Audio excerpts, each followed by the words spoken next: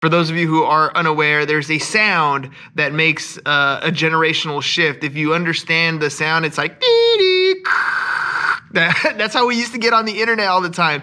If you know what that sound is, then you're old enough to know where technology has been and where we're at today.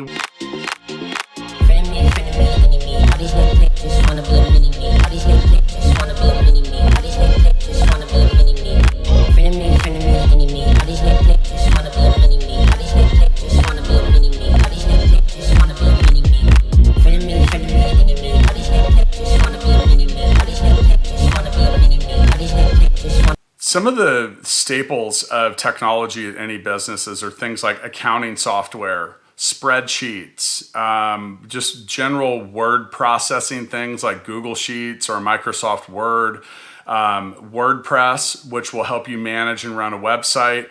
There are lots of things that fall back under that accounting designation, like payroll software, benefits, HR. In the end, most of the core elements of operating a business are driven by technology now. And if you are doing them by hand, you're probably overspending and also underperforming at the same time when it comes to being able to run your business efficiently and maybe more importantly, for reducing the overall general headaches that come with being a business owner. Technology plays a huge part in the digital side of Mixtape. Not just the technology that actually makes the app exist out in the digital world, but all of the other technologies that it has to connect to in order to function properly. So it's crazy, to be honest, how it all works. It's really kind of above me from a technical standpoint, but I understand the major parts and how they play. And what I've learned is it's extremely difficult to build something that connects to something else and connects to something else and then has to run. And then when there's an update to something else, you have to find out the 8 other things that thing is connected to and how does it affect them. Man, the way we've used technology has evolved like crazy. The very first company James and I had was a computer repair company.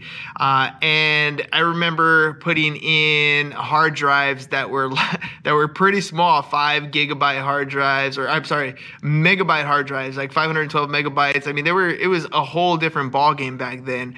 We were putting in 56K modems. It was nuts, right?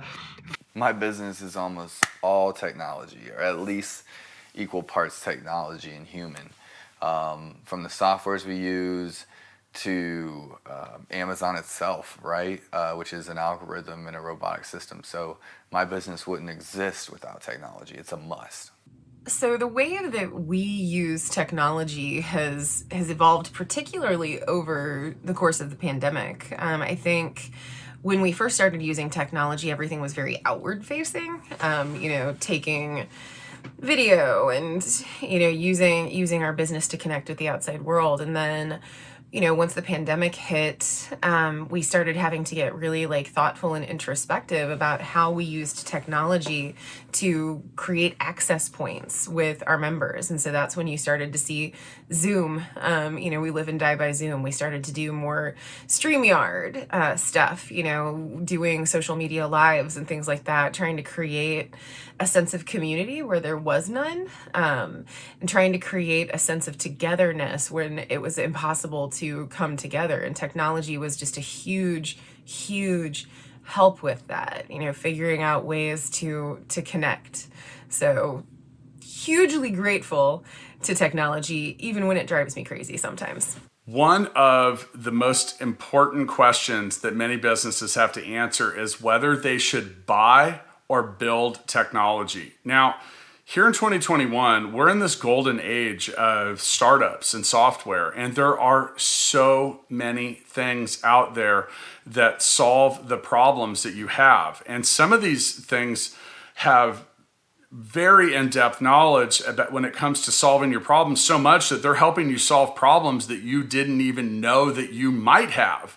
So there is so much stuff out there. And if you are trying to determine whether you should buy something, meaning like buy a license of something or subscribe to a platform, any of that, or whether you should build it yourself, you really need to look at buying it first. And that's advice that is coming from a guy that has 200 employees that help people build technology. I personally find it's better to buy tech.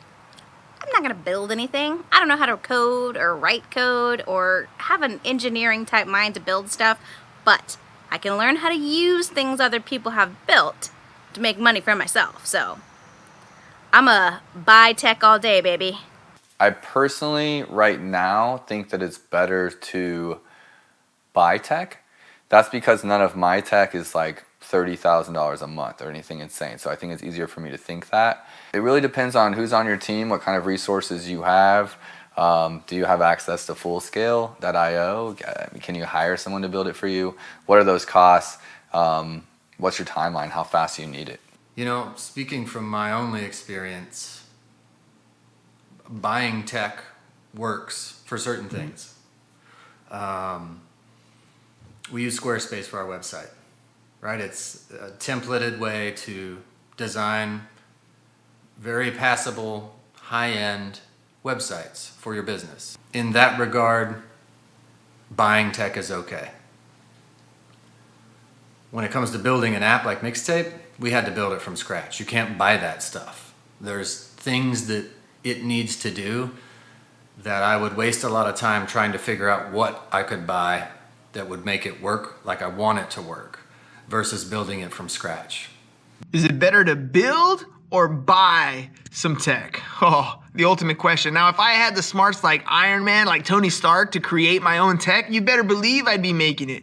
I had an attempt at an app that I was gonna use for real estate stuff, you know, being able to send out signatures, send out contracts and listing presentations, all those different things.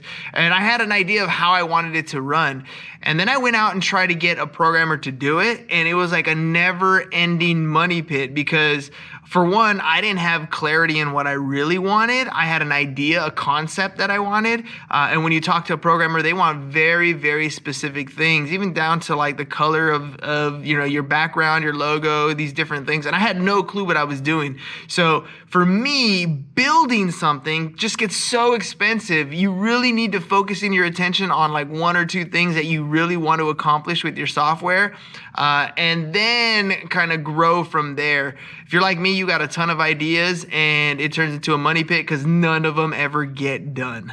I don't really know if it's better to buy or build tech. I think it really kind of depends on what you're trying to accomplish. You know, if you want to get something done quickly and cheaply and you're able to purchase something off the shelf, that's going to be super useful to you in that moment. But if you are trying to create something that needs to be deeply customized to whatever your objectives or goals are, then you're going to need to look outside and you're going to need to find someone to build you something that is proprietary or custom made. One of the questions I'm supposed to answer is, what do you wish technology could do for your company?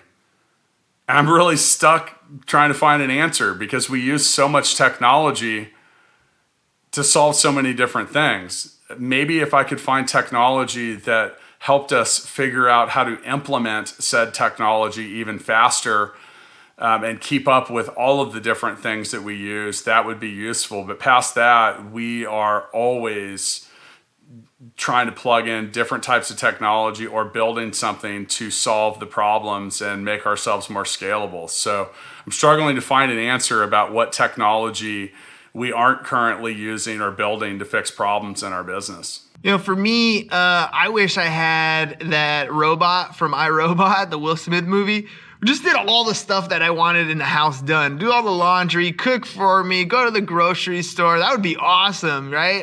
A maid like in the Jetsons. That would be cool if technology can do that.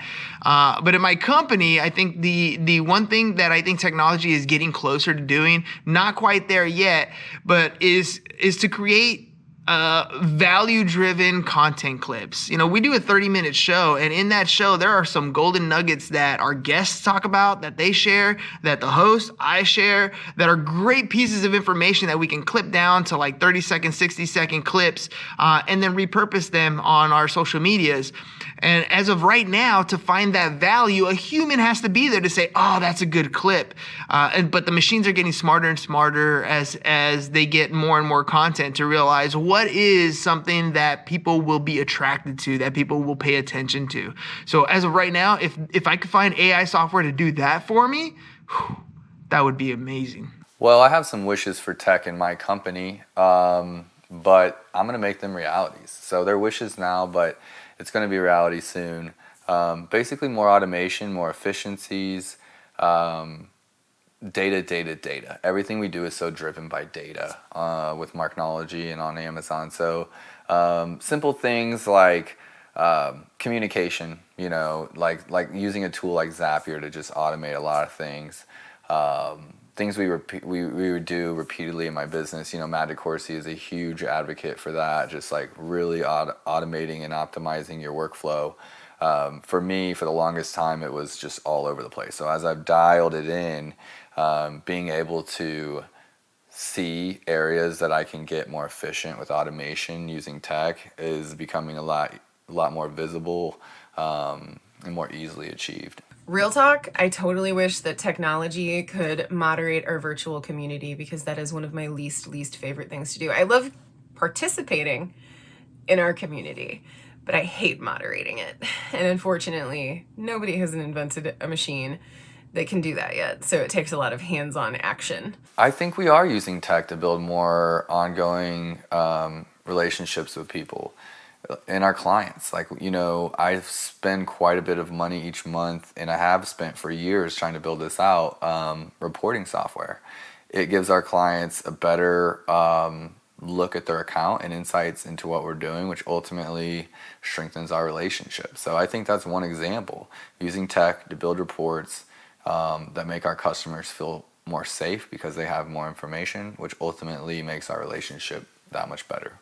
Marketing technology has become incredibly sophisticated and can really do a lot in your business to help you continue to communicate with customers and perform certain types of follow-up tasks. And that can be everything from collecting reviews and survey input to asking, hey, do you want to place another order? And so much of that stuff is really important if done effectively.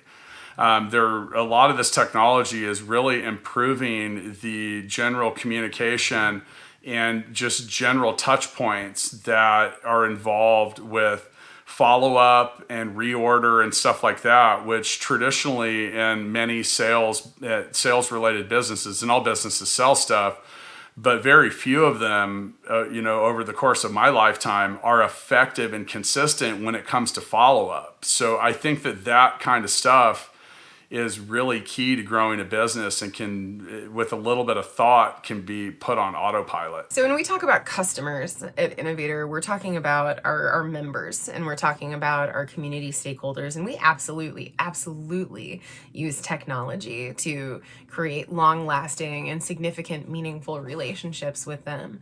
We have a virtual community that exists online that we wouldn't be able to access without technology, and it is crucial to what we do to create a place of convening, and that's all through technology. And I think sometimes we maybe don't give enough credit for that. Email marketing technology that we use to create a ongoing conversation with our customers when they're on our website. We have a chat feature that we use on our website. We have a rewards program. We have a contact form. We have all of these different little pieces that go into the websites. Our tech is very much used for our processes. So from keyword research to identifying categories or niches for brands that are developing new product to grow into, to understanding our advertising data, keyword research, pulling all of that in together. What's our conversion rate? What's our click-through rate? What are our sessions?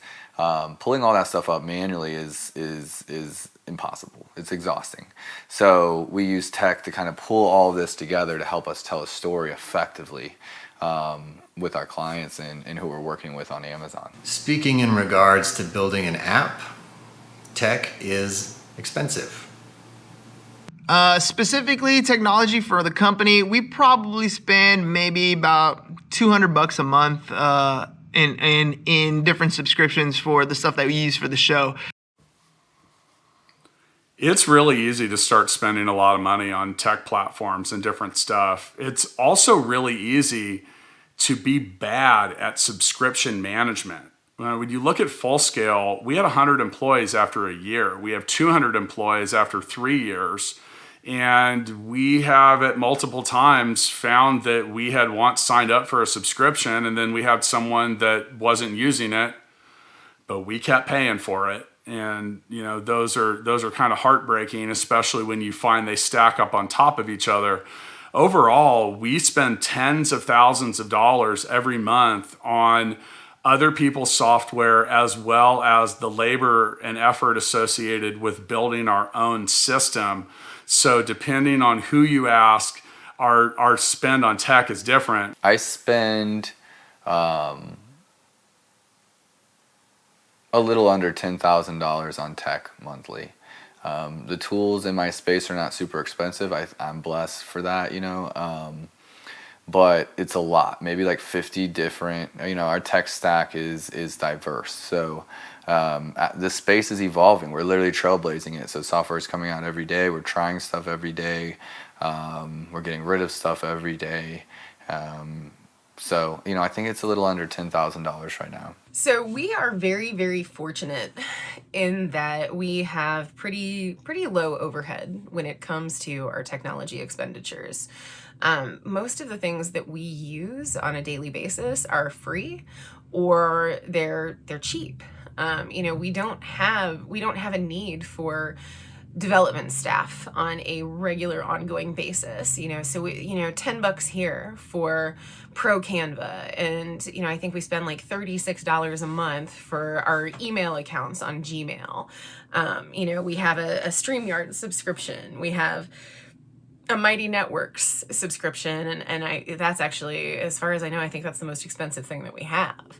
All in, we spend, a couple $100 on technology expenditures because we have been very intentional about getting those costs down as much as we can. That's part of what comes with being a newer organization, because we're not always cash flow positive. So we have to just minimize that as much as we can. Now, I do dream about the days when revenue is not quite as stop and start, because there are all kinds of things that I would want to invest in. But as of right now, they are a want, they're a desire, they're not a need. And so we keep our costs pretty low. On average, our company spends about $500 to $600 on tech per month. And that's our website, that's the domain, that's all of the tiny little pieces that go into email marketing, our rewards program, our Tidio. We have a bunch of add-ons to our Shopify store. So that is really what helps our business grow. And for about $600 a month, we keep it all up and running. Not every e-commerce business is cookie cutter. They don't fit into a perfect little box.